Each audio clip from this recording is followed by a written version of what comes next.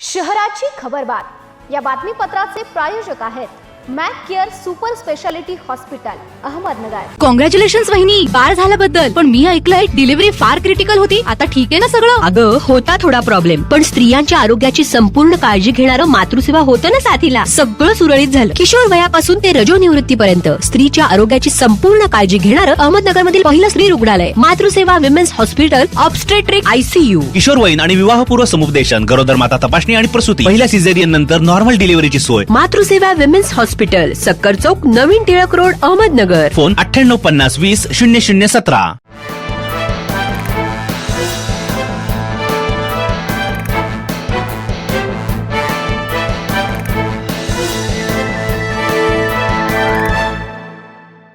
नमस्कार, मी साक्षी, न्यूज 24 मध्ये तुमचे स्वागत। पाहूया अहिल्यानगर शहरातील महत्त्वपूर्ण बातम्यांचा आढावा शहराची खबरबातमध्ये। रिसोड येथील वृद्धाचे अपहरण करून त्याच्यासह एकावर दरोडा टाकणाऱ्या सराईत गुन्हेगारांचा अहिल्यानगरमध्ये थरारक पाठलाग करून अहिल्यानगर स्थानिक गुन्हे शाखा व MIDC पोलीस ठाण्याच्या संयुक्त पथकाने दोघा संशयितांना जेरबंद करत अपहृत वृद्धाची सुटका केली आहे। ही कारवाई रविवारी रात्री करण्यात आली आहे। अहिल्यानगर महापालिकेची निवडणूक जाहीर झाल्याने शहरातील राजकीय वातावरण चांगलंच तापलं असून तब्बल 7 वर्षांनंतर महापालिकेची निवडणूक होत आहे। 17 प्रभागामधून 68 नगरसेवकांची निवड होणार असून या निवडणुकीसाठी सर्वच राजकीय पक्षांनी जोरदार हालचाली सुरू केल्यात। 15 जानेवारी 2026 रोजी मतदान तर 16 जानेवारी 2026 रोजी मतमोजणी होणार आहे। ऐन थंडीच्या दिवसात महिनाभर अहिल्यानगर शहरातील राजकीय वातावरण चांगलंच तापणार आहे। अहिल्यानगर महापालिकेची पंचवार्षिक मुदत डिसेंबर 2023 मध्ये संपली होती।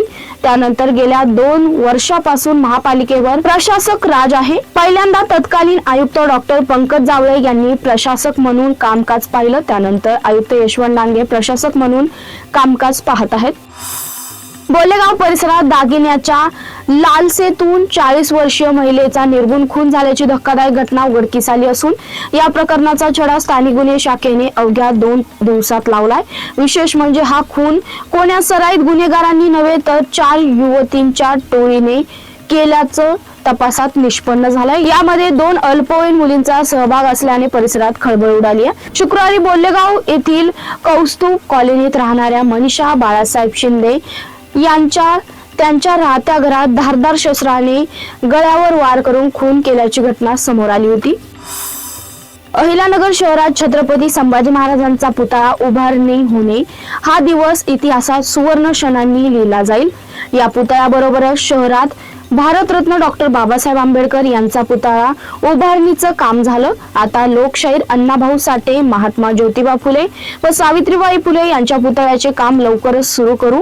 पुतळे प्रेरणा देणारे व शहराची ओळख निर्माण करणारे स्मारके आहेत। या पुतळ्यामुळे शहराच्या वैभवात भरच पडली आहे, असं प्रतिपादन आमदार संग्राम जगताप यांनी केलं। अहिल्यानगर महापालिकेच्या आगामी निवडणुकीसाठी इच्छुक उमेदवारांच्या मुलाखती पार पडल्यात। शहरातून एकूण 312 अर्ज प्राप्त झाले असून हे अर्ज पुढील कार्यवाहीसाठी वरिष्ठांकडे पाठवण्यात येणार आहेत। भाजपाचे आमदार विक्रम पाचपुते यांनी सांगितले, पक्ष जो निर्णय घेईल तो भाजपाचे पदाधिकारी स्वीकारतील। भाजपाच्या एका प्रभागासाठी किमान 6 अर्ज तर कमाल 20 अर्ज प्राप्त झालेत। शहराची खबरबात मध्ये इथे संपतोय। तुम्ही पाहत राहा न्यूज 24 सह्याद्री।